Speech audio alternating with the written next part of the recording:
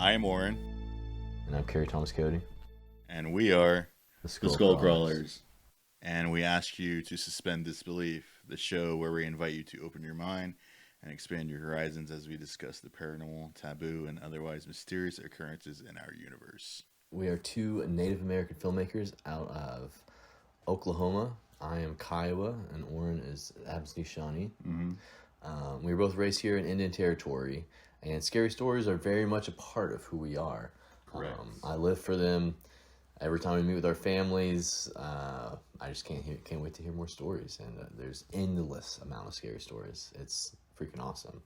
And in tonight's episode, we're talking about the Goatman creature and the mythology surrounding him, and how he was the basis for our short film, It Mimics, which is making its public debut June 22nd, fresh off its tenured festival run, which we, as of the release date of the short, we filmed it 2 years ago, correct?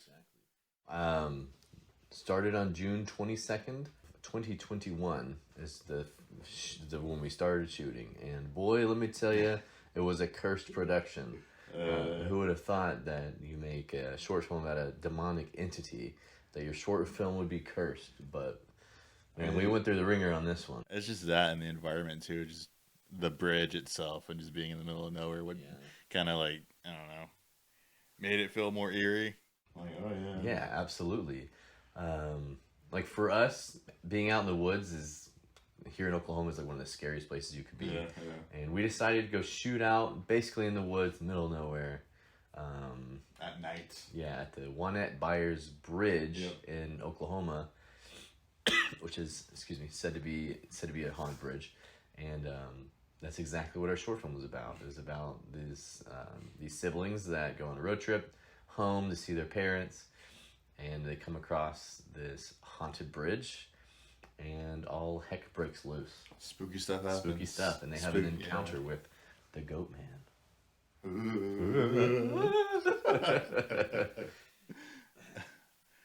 But yeah, I feel like, I mean, we'll probably get into it in the commentary we're gonna do. Yeah, I mean that shoot was weird. Wild hogs, strange Black Hawk helicopters.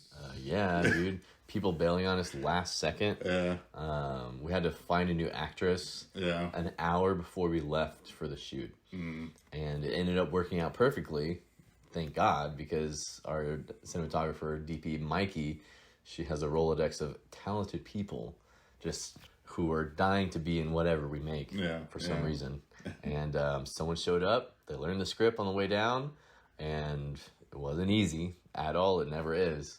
But we made a short film. But that's the kind of thing we're used to, is figuring out on the day or problem solving. I mean, that's what I guess we thrive in doing, is just problem solving.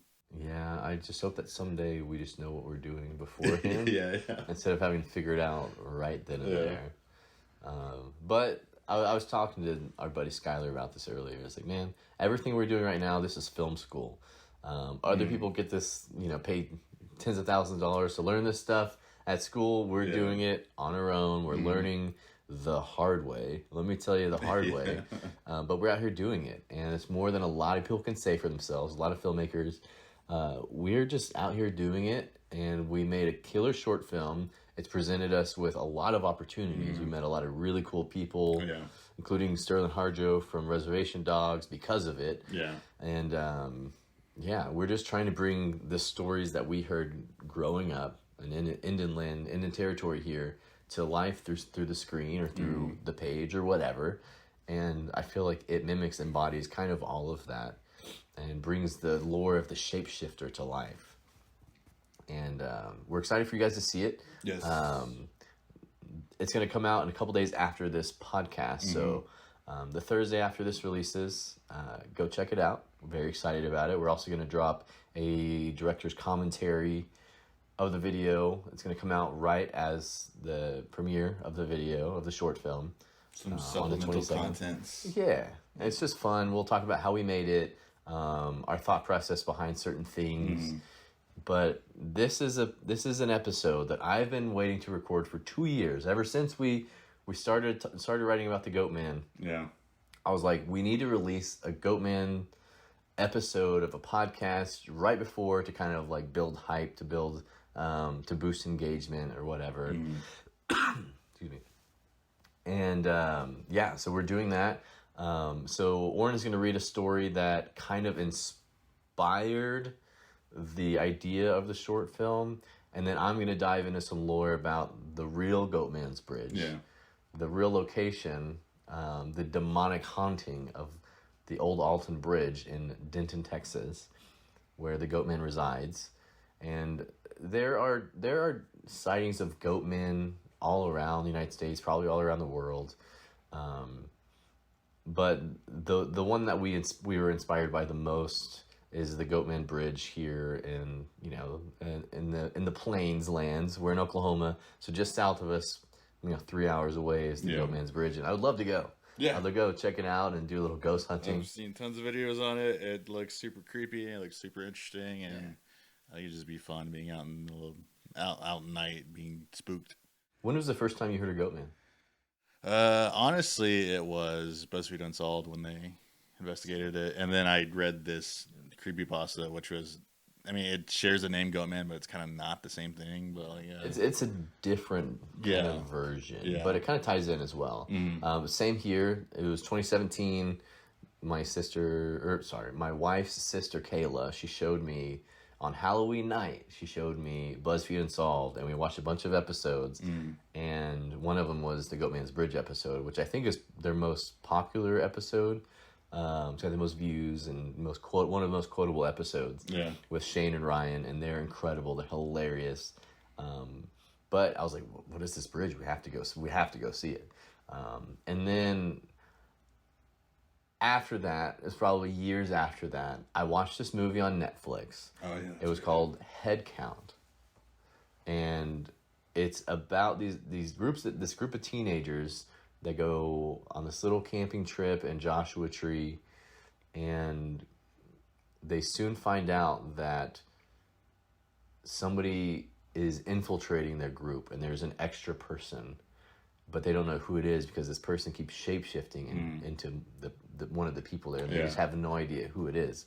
But this demonic entity is out there to kill them and whatever. And I watched this movie, and it legit scared the crap out of me.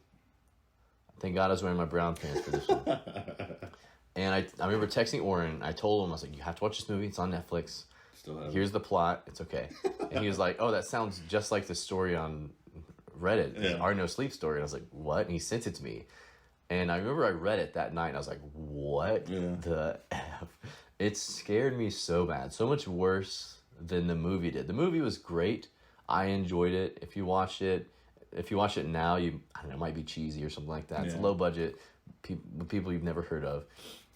I enjoyed it thoroughly. I had such a blast watching it because I had no idea what it was about, what I was getting myself into.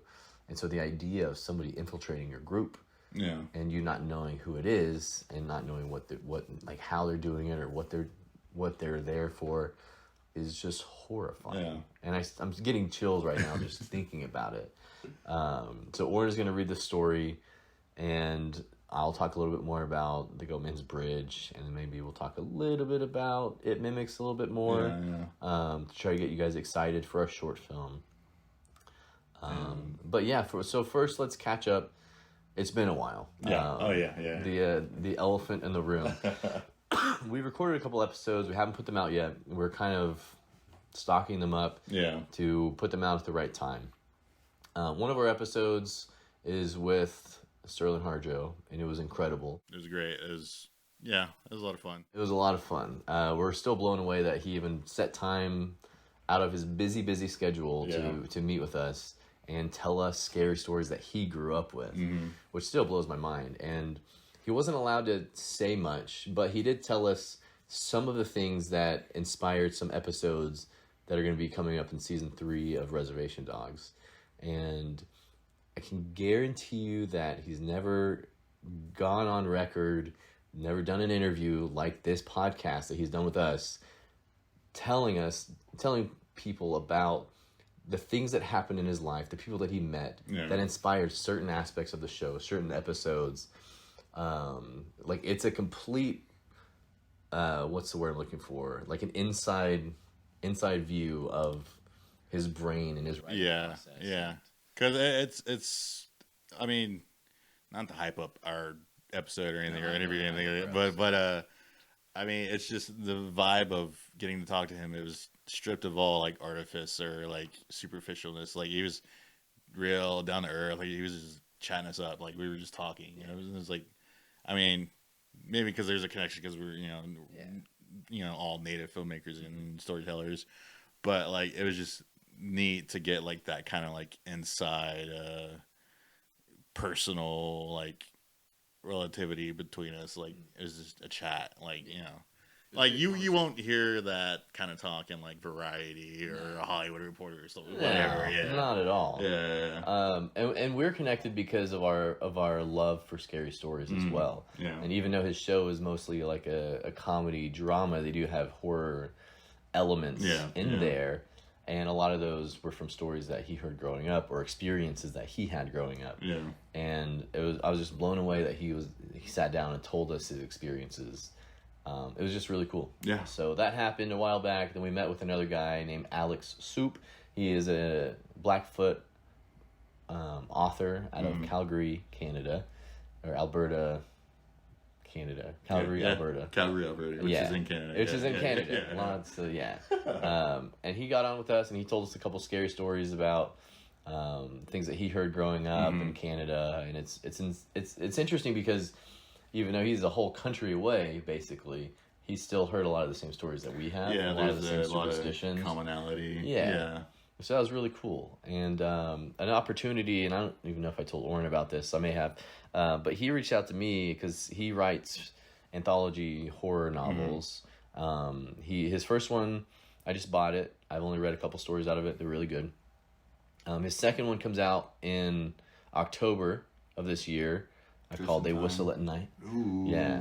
And it's an anthology, Indigenous horror stories. And then he asked if I wanted to write a short story for his third anthology book coming out in 2024. Nice. And I'm honored. And I've already been writing on that and talking to my dad, my uncle, my brothers, trying to get ideas for this really cool horror story. And I've just been in that zone of writing for the page instead of for the screen, which is a whole new thing for me because I've never done that. I've always wanted to. Yeah. So, I don't know. I'm just super excited about that. I mean, if anybody's natural at it, you've read all of Stephen King. You've tons of Stephen King stuff. Yeah. So, like, you kind of know how to frame a narrative for sure. A story. Yeah, but I'm dumb and I do audiobooks. And so I was talking to Dylan Black about this, and I was like, hey, I have no idea what I'm doing. I'm writing for a short story. Like, he wrote a short story called The Gift That Keeps on Taking, right? Yeah. And I was like, how many pages is it? How many words is it? What are the dimensions? Because I don't know. And he told me, he's like, okay, so I wrote for... he wrote like paperback dimensions, 40 pages, like 14,000 words. I was like, okay, that's attainable for me because I could read that in about 2 hours, you know. Yeah. And so that's my goal. I was going to write 20 to 40 pages. And then I've already been working on a couple other ideas as well. So I may just keep it going. And I think what I'm going to do is I'm probably going to publish these on my own via Kindle and whatever. And because Alex said that I could do that, and then he would still feature it in his anthology novel, which is really sweet. That's cool. Yeah, that's awesome.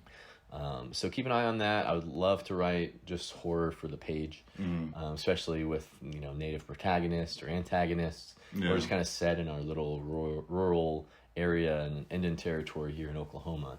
So that's exciting. Yeah, that's awesome. Other than that, we wrapped on Birthday Bash, which is a horror short film that we made about a birthday cake monster. Yep, birthday cake monster who terrorizes children. I don't want to give it away. Yeah. It was a blast. Yeah. It was the most challenging of our shoots so far, only because we did so many new first things for us. Yeah. That was so incredibly just difficult to do, and things that we just, I don't know, special effects kills. I don't want to give anything away, but let's just say that I don't know, what should I say here? It's just very effects heavy. There's a lot of it's prop work. There's a lot of I don't know. I'll leave it at that. But it is There's gory. We'll say gory without Yeah. it being bloody. If that Yeah. makes sense. But it's great. It was a blast. We're excited to put that out. We don't know what we're gonna do with it. We don't know what kind of festivals we're gonna do. We may just send it on like an online festival run.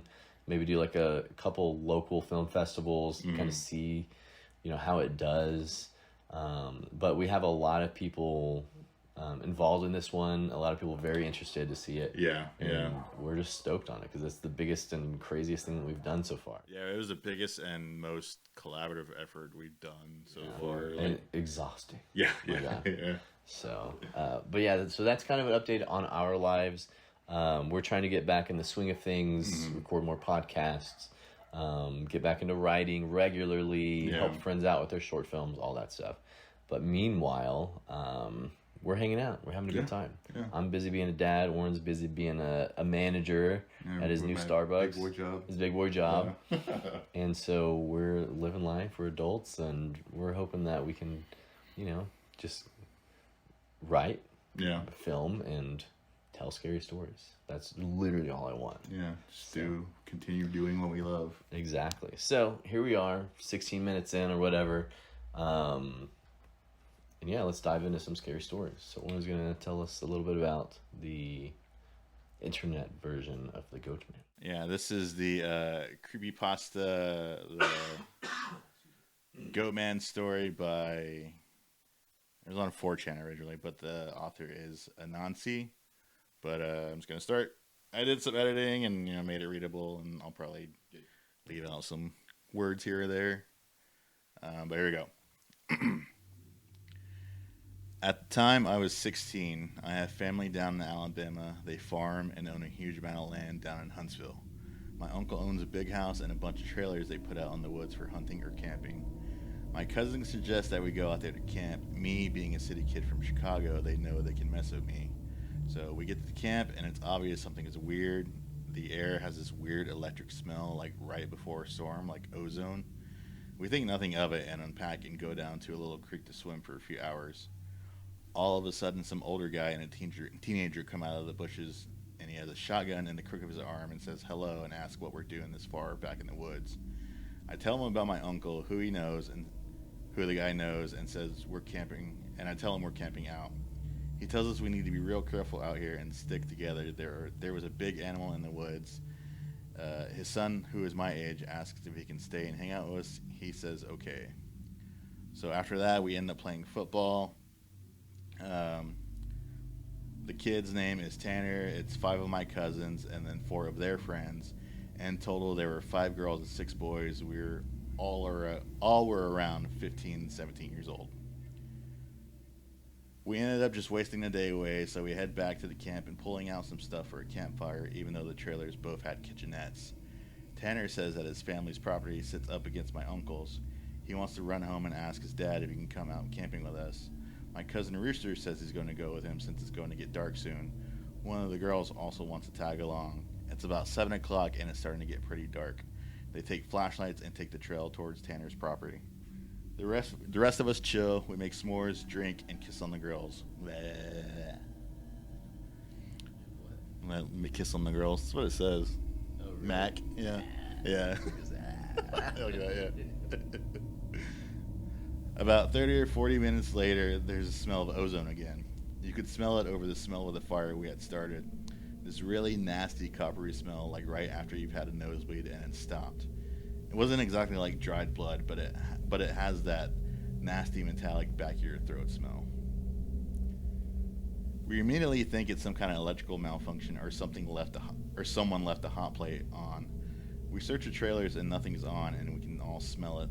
All of a sudden, we can hear people booking down the path toward us, and Rooster, Tan, and the girl all come running into the clearing out of breath, and they don't even break stride. They all run into the trailer right by where the fire is. We all get the heck out of there and into the trailers. They end up calming down. Even Rooster is crying his eyes out at this point. All the while, the fire is guttering lower and lower, so my other cousins say, screw it, and are about to go outside to get the generator out of a shed between the trailers. Tanner goes, F no, lock the front door, ain't nobody else going outside. He's been crying too, and his eyes are bloodshot and puffy, and his pants are dirty. He goes on to tell us that they went up to his house. His father said sure he could go out camping, but to make sure they were careful on the way back, and that maybe they should take one of the hunting rifles just in case. Evidently, Tanner had seen something in their yard a few days before. One of their pigs had come up, ripped up and half eaten. They assumed it was some big cats or coyotes, even though they don't usually mess with live animals. He had gone upstairs and packed his stuff and told us that they would be okay without the rifle because coyotes avoid people, so they started walking back toward where we were camping. So Rooster finally stops crying and shaking. The girl already had, but she was just staring out the window with a dumb look on her face. He says they had gotten halfway into the woods toward the camp when they started to hear something in the forest. It was almost pitch black by this time, so they weren't sure at first what it was. The girl says that she had heard something in the bushes right off the trail, and they all beamed their flashlights over there, and there was someone standing back in the woods in a little hollow. Rooster said they shouted at him and told him that he was scaring the heck out of them and what a dick he was.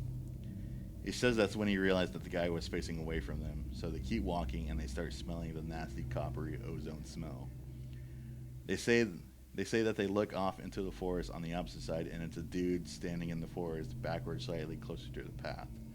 So now they start power walking, and Tanner keeps going, I should have taken that rifle.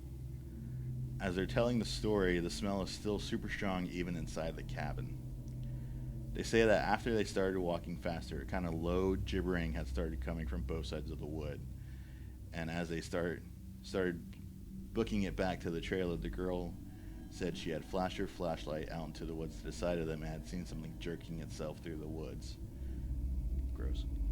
The gibbering just got louder and louder, and when they could see the light from our campfire, something had come out of the woods about 40 yards behind them onto the track, and they had just flat out ran as hard as they could to the trailer. So we're out there in the woods, and we're assuming at this point it's some rednecks or someone trying to F with us. All of a sudden, my other cousin, Junior, starts going on about how he went to school with a native kid that was telling him about the Goatman or something. We promptly tell him to shut up, and because we don't need any spooky talk right now. But he just keeps going on and on about how it's the Goatman, and how we're in his woods, and blah, blah, blah, blah, blah. Now, at the time, I had never heard of this Goatman or any of that. But then a couple years ago, the year before I graduated from college, I had a native kid for a roommate, and I ended up asking him about it. And to sum it up, it's basically a man with the head of a goat, and he can shapeshift, and he gets among groups of people to terrorize them. It's also supposed to be kind of like the Wendigo, and it's bad mojo to even talk about it, and even worse if you see it. Keep in mind, I didn't know this back when I was 16, so my cousin is going, the Goatman's going to get in, and he's going to get us. And the girls are all terrified, and my cousins and I are all trying to figure out if it's just some hillbillies or it's some animal. So all of a sudden, the smell just goes away. Like, to this day, I haven't even experienced anything like it. Like, usually smells fade away or lessen. It just literally was there 1 second and then not the next. So it's after an hour, making it around 9 or 10. We've stopped crapping our pants enough to go back outside and stoke the fire again. We figure it's just some a-holes trying to mess with us so we don't go back home.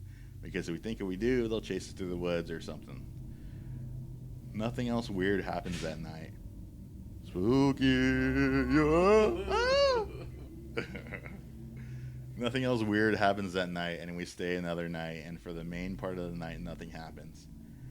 At about 1 in the morning, we're outside getting drunk and telling ghost stories.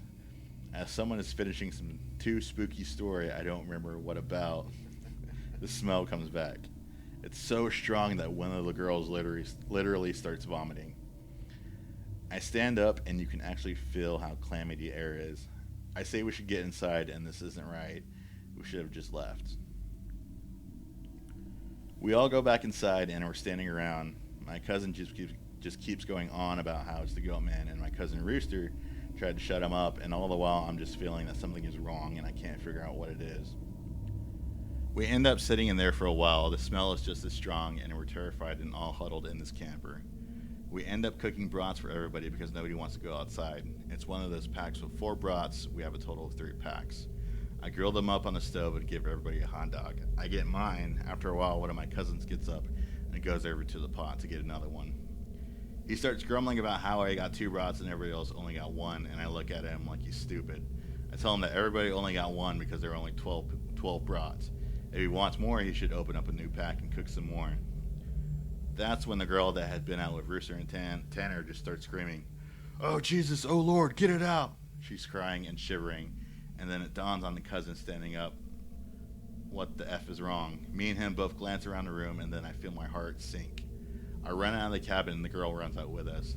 The trailer door is banging against the side of the trailer as everybody books it out of the cabin. One of my cousin's friends asks us what is wrong. I start counting us. There's only 11 now. I kid you not, my cousin verified. There had been 12 people in the cabin, but being that everybody didn't really know each other well, nobody had really noticed the whole time that there was an extra person. And then I realized earlier that I had kind of noticed something was off. You know how when you're just messing around, having a good time, that you don't sweat the smallest stuff and you don't always keep track of certain stuff? I'm dead certain that someone else had been in that trailer with us and that they had been there for at least a day, eating with us. What makes it worse is I could figure out which one because I don't think anyone ever actually interacted with the other person / the Goatman. The girl kept praying for Jesus, and we're all sitting outside. Eventually we get big sticks and go back to the cabin, but there's nobody in there. We count again, and there's 11 people. We go back into the trailer and lock the door. We explain what happened, and the girl says that she realized too, and that when he was about to say something, the person sitting next to her had grabbed her leg hard and leaned over toward her and said something she couldn't understand. So we were pretty much scared as we huddled together, and I fall asleep. When I wake up, the sun is just coming up, and half the people are asleep, and the other half are packing their stuff up. We all want to walk back home, but like 4 people want to stay until the sun's all the way up. And some people think that we're just messing around and still want to stay at the trailers. I just want to get the heck out of the woods. The girl's name was Kira, the one that the Goatman had touched. Anyway, I asked her if she really thinks it was something bad, and she said she just wants to go home and she doesn't want to be out in the woods alone for another night. So we decided to split up. The 4 that want to go can go, but I have to stay because I have the keys at the cabin, and it's my uncle's, and I have to lock up.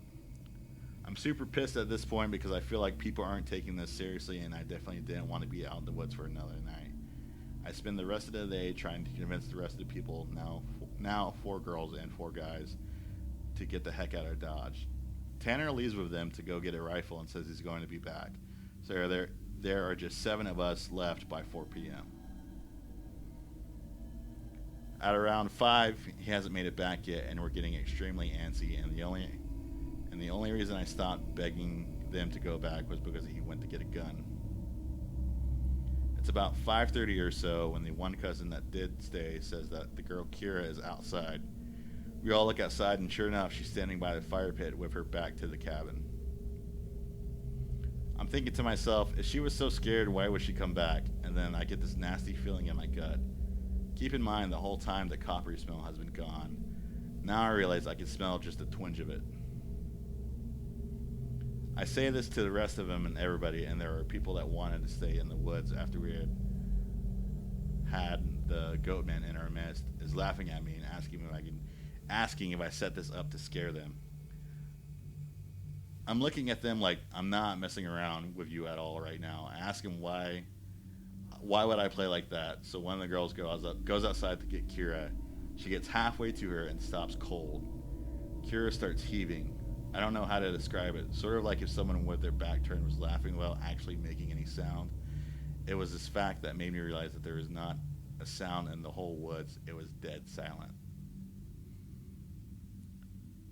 This was like later in September, so it was still fairly hot at the time, but it was super chilly some days too, and you could usually hear big geese honking or some kind of birds or squirrels chit-chatting. So I step out the door and tell her to come back in the trailer right now. She backs up into the trailer, and we lock the door. We pull down all the shades except one and put a guy there in a chair to watch her.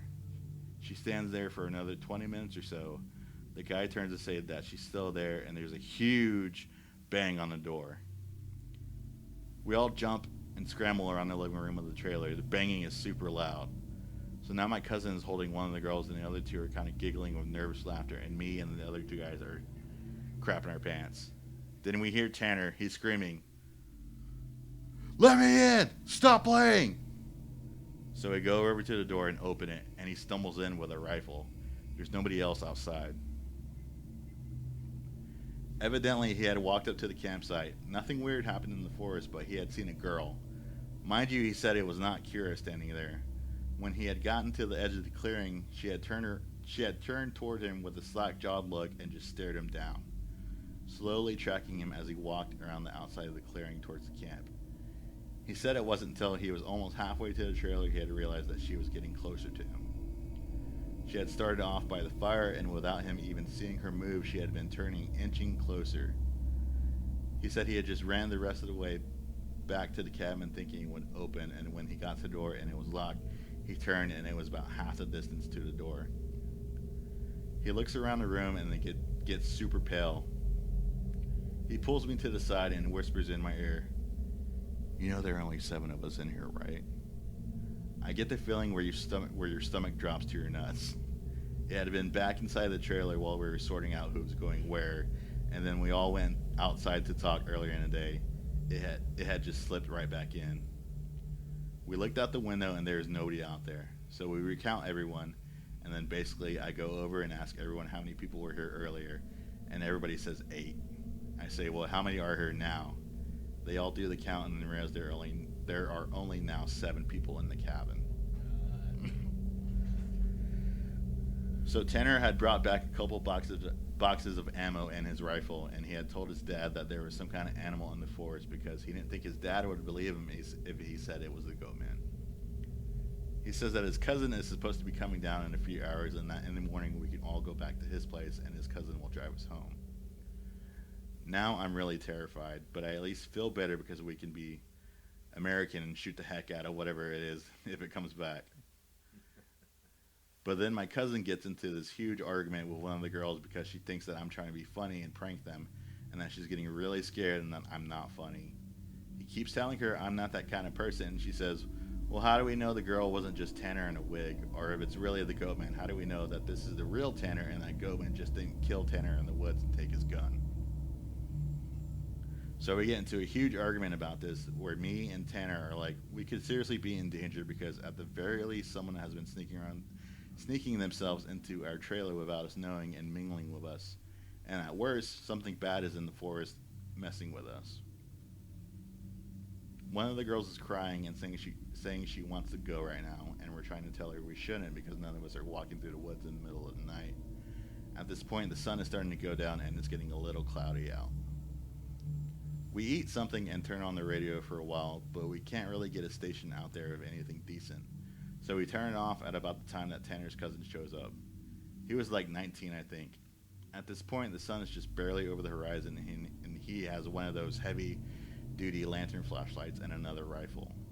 He walks up to the trailer, and we whisper to Tanner, asking if he's sure that's his cousin, and he says yes.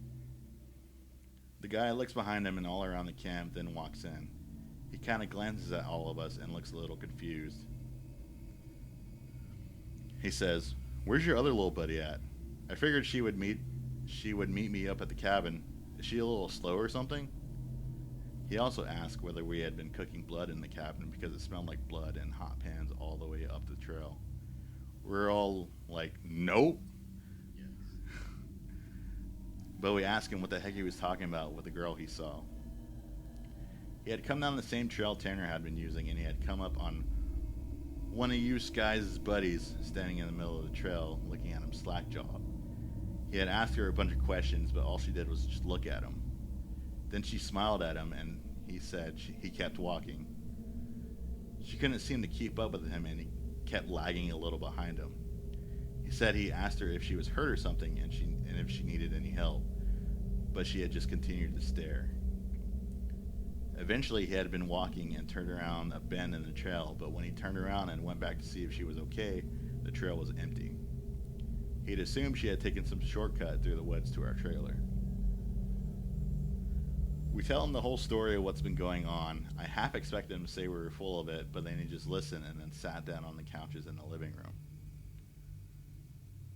Tanner's cousin gets back to the girl. He says when she had kept trying to lag behind him, it had kind of weirded him out. So he tried to keep her in front of him, but no matter how slow he walked, she was always lagging a little behind, and that he smelled this nasty smell, and it got stronger as they got to the camp. Eventually, it got really strong. She had said something really low that he didn't catch, and when he had turned around, she had been right up on him, and he stepped back from her.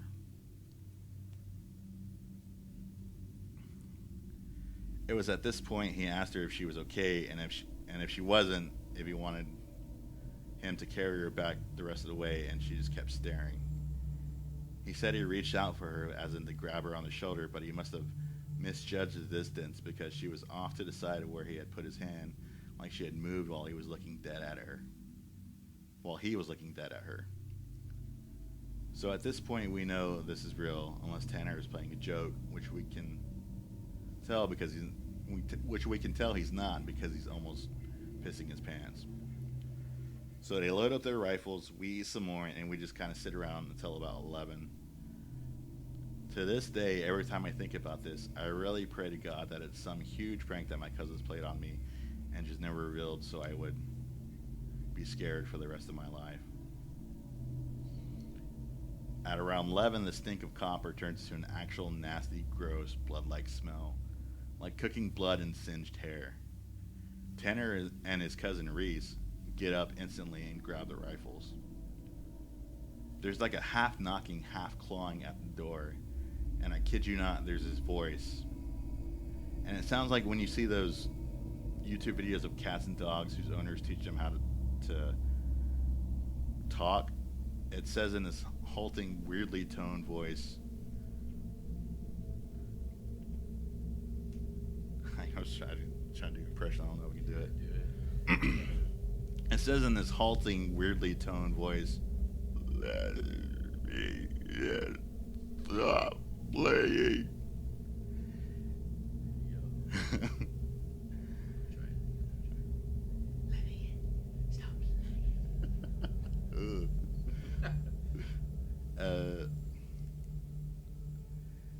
It creeped me out, and one of the girls just starts crying and calling on Jesus. It was so obviously not a person talking. It didn't have the right cadence, and that's something that I never realized until that moment. But all people have a certain cadence when they talk, no matter what language. All people have a certain kind of rhythm to talking. This thing didn't have any kind of cadence or rhythm.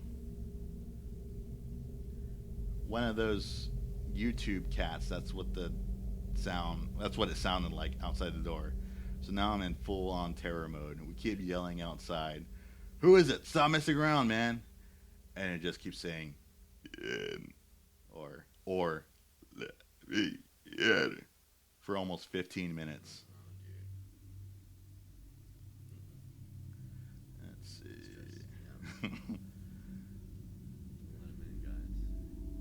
So then the smell goes away for. I know there's a clip in this story where it's one of those. It's a clip of like the cats when they talk. It sounds like they're talking. Oh, I know what you're talking about. Yeah, I was about to say we can probably include it in the edit, but you get the idea. Yeah. So then the smell goes away for a while, and for the next hour or so, you can hear someone basically creeping around in the woods. Every couple of minutes, it'll come back into the door and say something. Finally, when the smell fades away, it's around 2 in the morning right now. Reese says, "Man, F this," and opens the door and walks outside with his rifle. He fires a shot in the air and says something to the effect of, "In the name of Jesus Christ, go away." He fires 2 more times, and then from the woods, right up against the river across from the trailer, it sounds like something is slowly gibbering and hooting. Then it starts screaming, and it sounds almost like a woman and a cat in a bag screaming together. Like, I seriously have never heard anything like that. And you can hear the brush over that way start to shake. Reese fires over into the tree line and then starts backing into the house. We lock the door and we can hear this keep screaming and screaming. Reese says something had come out of the bushes, super low to the ground, and crawling toward the cabin. He had shot at it. Pretty much that was how the rest of the night went. It was literally screaming constantly for the next 2 hours, and we could hear stuff moving out in the tree line, but it never came back up to the cabin until everyone had finally fallen asleep. Tanner had been sitting in the chair watching the door with his rifle. Nobody else heard or saw this, and he told me 2 days later, after the whole thing was over. He said he had been nodding off after the screaming and noises finally stopped, and he had been almost asleep when he saw someone come out of the bathroom and then lay down in the middle of the floor and go to sleep. He just assumed it was one of us, and he had nodded off. Then he said he kind of realized something was wrong, and while pretending to be sleeping, he counted us. There were 9 people in the cabin. He didn't want to try to shoot at the thing in the cabin and have it kill us all then and there, or have Reese wake up and start shooting and then we kill ourselves. So he just stayed awake all night pretending to be asleep. He said sometimes it would stand up and kind of do this weird jittery thing or heave like it was laughing, but then it would lay back down. The story closes pretty weak because from my perspective nothing happened. We woke up and I noticed that Tanner was a little jittery and that he was avoiding looking at all of us, but we ate some breakfast, packed up, and started walking to his house. He stayed last in the cabin and said he'd lock up and bring me my uncle's keys to just start walking and he'd catch up, which I didn't really want to do. So we got up a little bit up the path, and when he came running up, basically we just jogged back to his house. His cousin took us home. There was a window in the bathroom. Tanner had gone back to lock up and looked in there. We were too stupid to lock a screenless window. The window was up when he went in there. I'm guessing it had been doing that all along, waiting for us all to fall asleep and slip in and then getting in among us. It walked with us all the way back to his house, and then he said it lagged to the back of the group and looked in dead eyes before walking into the woods. The end. Yeah, that slaps. That's still good. Yeah, that story still goes hard, man. Yeah. And I realize this is probably one of the most popular internet, like, are no sleep type stories. Yeah. You know, that 99% sure it's probably not real, you know, but whoever put it on there it was pretty convincing. Like, all of the aspects that when you tell a story like that, why would you lie about that type of stuff? Like the smell of the ozone and stuff like that. Like, I would have never thought of that. Yeah. Like, can you write that in? Like, sure, you can. But would somebody who can't even spell write that? I don't know. Yeah. So part of me, like, believes this story, or at least believes in something like this, like, may have happened very similar to this. I don't know. I also like that aspect of it. I mean, because you can have a lot of theories about like what that smell is supposed to be. Yeah. Like, I think that smell is like the creature, like how where it shapeshifts, like it's forming skin. So like whenever it does that, that's like the Dog, smell. why of would you it. say that? That's Oh my god. It's spooky. Well, for me, like that smell, like that nosebleed type smell, I could definitely see that being like the smell of sulfur when there's a demon around, or something like that, you know. So maybe its presence just puts off that type of smell. Mm-hmm. But yeah, the idea of it transforming and then like secreting that type of odor, makes me want to vomit, dude. Makes me want to romp. Good story though. But still, that's gonna give me nightmares for sure. What I like about this too is like it's unsettling, but it's not like outwardly like gory or like, you know, creepy or whatever. It just makes you afraid of something that you never thought to be afraid of. Yeah, like you're in big groups, you're supposed to be safe. Yeah, you're supposed to like feel like nothing can hurt you. But if there's something in your group and you don't know who it is or what they're doing, like what? Yeah, it's just that paranoia that like, sure, like you know everybody in the group, but there's like that small chance, like, what if something's off? Yeah, like, and you just don't think about it. You know? Yeah. And when we were writing It Mimics, And I remember I had to really get myself in a dark place. Literally, like I turned off all the lights. I was in my house. My wife wasn't there. It was before my son was born, and I was pacing back and forth in the kitchen dining room area, in just the darkness. And I just had to really think, like, what is the scariest thing to me? Mm-hmm. What is the scariest thing to me that I could convey that type of fear onto somebody else? And the idea for me is a scene from the 1990s It miniseries where Pennywise is on the lake and he's like, Ben, and this is his dad, you know, Ben is looking out and he sees his dad like standing on the water. It's like, Ben, it's me, your dad. Come on out here, we all float. And then he slowly starts to like change back into Pennywise, and eventually like it's just full blown Pennywise, just on the lake, just laughing at Ben. And that to me embodies everything that is like the root of my deepest fears right there. And so like, I was like, how do I recreate this fear into like a short film or something like that?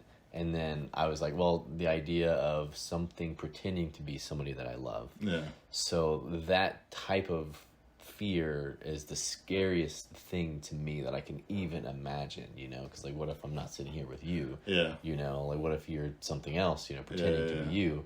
Or if you're in the safest place you can imagine, your own home, and the person laying in bed next to you isn't the person that you love the most. You know?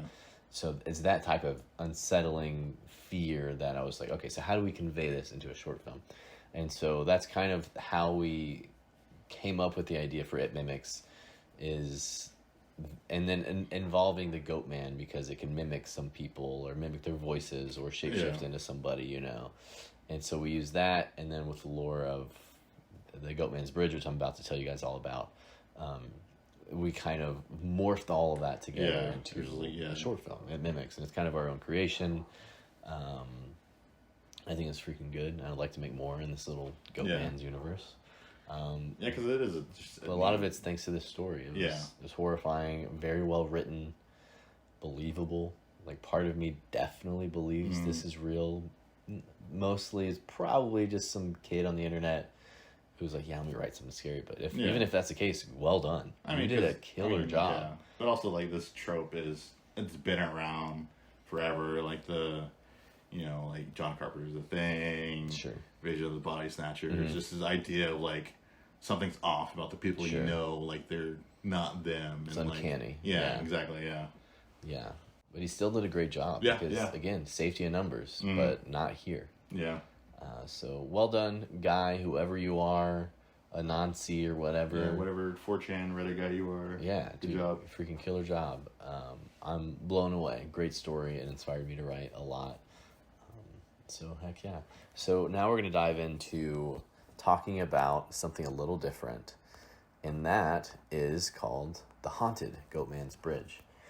And like Orrin and I were talking about, Ryan and Shane did an episode of BuzzFeed Unsolved Supernatural where they went and did a ghost investigation at the Goatman's Bridge in Texas. And great episode. It's hilarious. But they talk about certain things that is definitely, like, horrifying, like the origins of the Goatman's Bridge and why it's so incredibly haunted. So I'm going to dive into that a little bit here, guys. While some bridges are inhabited by pesky creatures such as trolls, the old Alton Bridge harbors a monster of a much darker nature. The ominously named Goatman has been described by witnesses as a truly frightening sight plucked straight from a nightmare or the yellow pages of a book of folktales. According to their reports, the Goatman stands 8 feet tall, with chest and arms of a man, the hindquarters and hoofed feet of a goat, and a frightening goat's head, complete with huge curled horns and glowing eyes. Some reports describe the Goatman's fur as deep, fiery red. Others describe his coloring as black as night, so black you can hardly see him as he moves through the edges of the trees. I hate that. Yes. So I'm going to give you an artist rendition of what the Goatman looks like. Give me just a second. What he looks like. And for you listening, I pulled a picture of Phil from Phil. Hercules. Very similar. What are you going to do Mr. Thomas from... Wow, I forgot about Mr. Tumnus, dude. That is a throwback. Wow. Whenever a sighting of this ghastly figure occurs, a string of mysterious disappearances is sure to follow. Some believe the Goatman remains dormant for years at a time and awakes only to hunt for prey. Other legends circulating about the demon focus on his name. According to the legend, those who dare speak the Goatman's name while crossing his bridge unwittingly summon his spirit. While the Goatman is sure to sleep beneath the old Alton during the day, he habitually creeps out from under it to hunt for food at night, returning only to the sound of his name. If his name is uttered during the day, he is awakened and is often even more vicious due to the disruption of his sleep cycle, or so the story says. So what if you're just walking across the bridge and you're having a discussion with your friend and you're just talking about sports or basketball and you're talking about LeBron James and you're like, he's the GOAT, man. Does that count? I think it does count. Okay. Because he's like, so who is claiming to be the GOAT? LeBron, Kobe, or Michael Jordan? Legend further holds that the Goatman's Bridge provides a gateway into hell. Visitors crossing the bridge at exactly 3 a.m. have reported horrific visions of fire and brimstone. Those fortunate enough to return, that is. A second spear is often said to keep the Goatman company, that of a young mother crying out eternally for her lost child.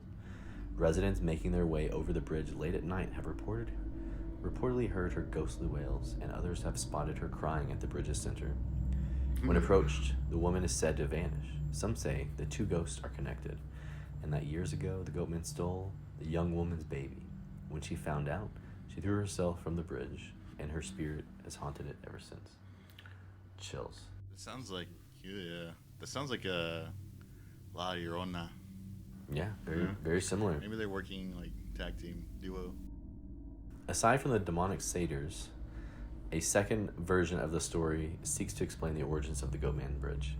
According to this story, a black goat farmer by the name of Oscar Washburn and his family moved into a home located just north of the old Alton Bridge.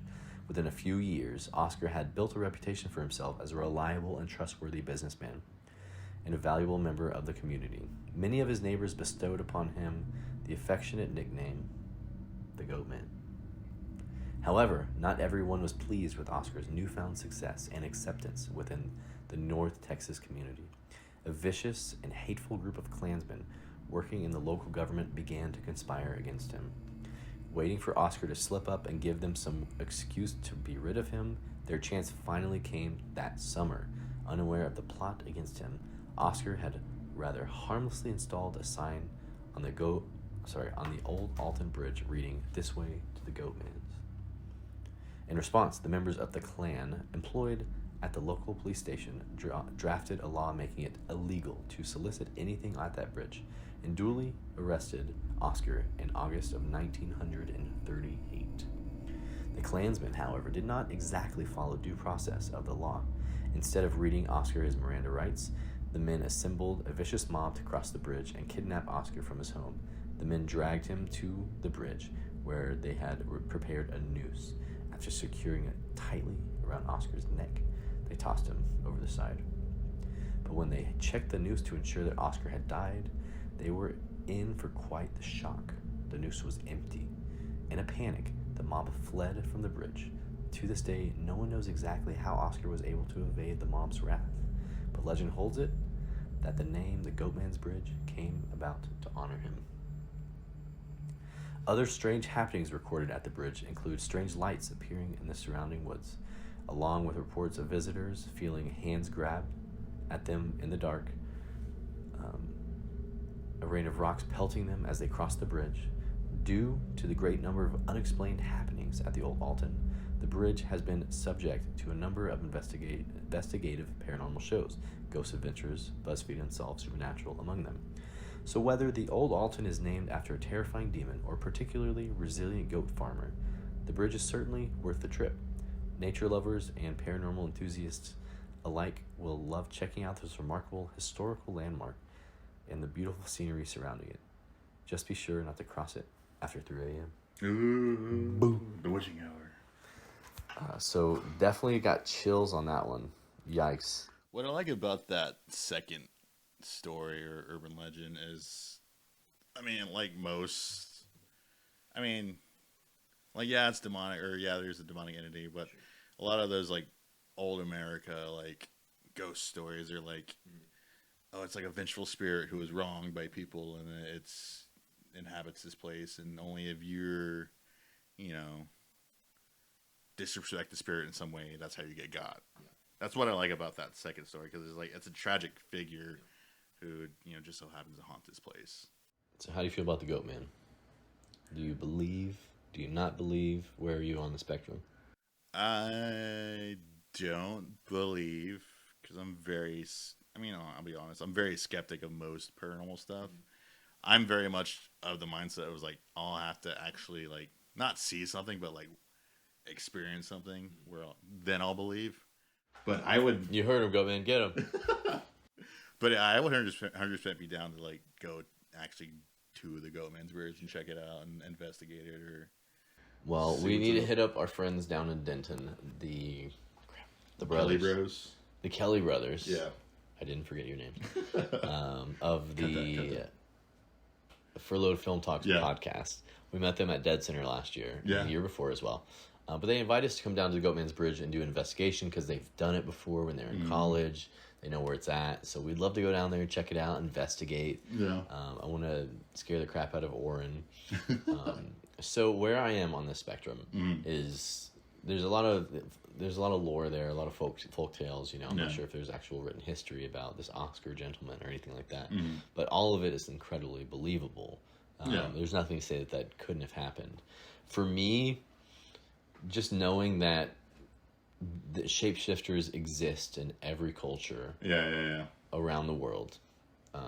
We hear mostly about it in this area from Native Americans because we're very supernatural people, very spiritual people. And it was very common practice among medicine men, medicine women back in the day to shapeshift. So I wouldn't put it past some person who had the ability to shapeshift into a goat to either scare people or to do wrongdoings to other people, punish people, or whatever. So maybe there was some type of shapeshifter in that area around that time that scared the crap out of people, or maybe killed some people, or punished some people. And maybe that's where the lore of the Goatman came from. I don't know. I want to believe. Excuse me. I want to believe the story of Oscar because it's fascinating, and it would kind of go to show that he got his revenge in some way, But I also wouldn't put it past the bridge somehow to be haunted by some demonic entity, because I do believe that demons can attach themselves to objects such as bridges, or even what's the word I'm looking for? Buildings and structures, that have been uninhabited for a while, ruins of buildings and stuff like that. And I heard, listening to the Fallen Hour Radio podcast about the Goatman, is that these creatures, these beings, these entities, these demons, whatever, that they attach themselves to those beings because they to those structures. I'm sorry, because there was so much energy and life in them for so long, and then now they're coming back to the earth. It's just a matter of time, that sometimes they inhabit those structures. And I do believe that bridge, which is also, it is closed for driving and stuff like that. You can go visit it, you can walk across it, but it's for the most part a bridge that's been shut down, foreclosed upon. The word for, I don't know. I mean, just going along with that. Yeah, but like also like the concept of like demons, like or haunting bridges or whatever, and like that's a portal to hell. That just makes sense metaphorically, like just thinking about it. Like, oh yeah, a bridge, you're crossing over. A bridge is the gap, like bridging the gap between this and whatever is next, or whatever other plane or whatever. So like for like a demon or a ghost or whatever to inhabit a bridge, that just that metaphorically makes sense. So cool. Anything else on the Goatman? Any other urban legends? Anything from your tribe about the Goatman? Anything like that? No, not really. No. Yeah, as far as I know, the Kiowas don't have anything about a Goatman creature. Yeah. But my buddies up in Montana from the Fallen Hour Radio podcast, they've heard stories about the Goatman. So if you want to hear some of their stories, they have a whole episode about it called the Goatman, and it's really good. But yeah, that's all I've got on the Goatman. Mm-hmm. It Mimics is going to be out super soon. Yep, check it out. By the time you watch it, it may already be out. Yeah. So go and watch it. We put a lot of work into it, and it was a lot of fun. It was kind of a nightmare in general. Do you want to talk a little bit about it, or do you just want to? We can talk about it in the comments. We can tease a little bit in the commentary, but it was just, I don't know, not the most stressful production. Yeah. It was one of the most fun shoots that we had. Yeah. Mainly because it was like one of those like, the building's on fire. You're like, it's fine. Yeah, yeah. It was basically that, because it was like, well, it's no matter what, it is what it is. And I'm pretty sure we used almost every shot we took in the finished product. Yeah. So there's like no wasted space. Yeah. I wish that we were able to get so much more. Yeah. But we used what we had. And it's a really fun short film. Everyone's entitled to one good scare, is all I'll say. Yeah. I just think it was a fun production, and just like that was probably the most problem solving we've done, and like I don't know, not planning. It was one of those moments that like this is where legends are made. Yeah, yeah. It's like you can either just scrap it and move on, or persevere. You can persevere. You can. Yeah. If it came down to it, and we had to be the main characters while still directing and holding lights and whatever else, we would have done it. Yeah. So it turned out to be a really cool thing. Mm. So It Mimics a Goatman story out on our channel super soon. Check it out. It's a freaking blast, dudes. Yeah. It was a lot of fun. We pulled from a lot of different influences. Yeah, for sure. Like we've each had our input on it. I mean, we'll go in the commentary on it. But yeah, it was just a lot of fun. Yeah. Right on. Well, cool. That's going to do it for this Goatman episode. And we can't wait to get back with you guys to tell more stories. I don't know what's next, Do to more be honest. episodes, do more podcasts. Yeah, but hopefully this builds some momentum. We keep doing what we're doing, because this is what I freaking want to do. Yeah. So, right on. All right. Well, thank you for tuning in. If you like the show, please rate and review us on Spotify, Apple Podcasts, Google, or your podcast app of choice. You can find us on Instagram at The Skullcrawlers, on Twitter at _Skullcrawlers, and YouTube by searching for The Skullcrawlers Movie Club or going to bit.ly/Skullcrawlers. And as always, sleep with one eye open, because you never know who's watching. And thanks for wearing your brown pants. Good night.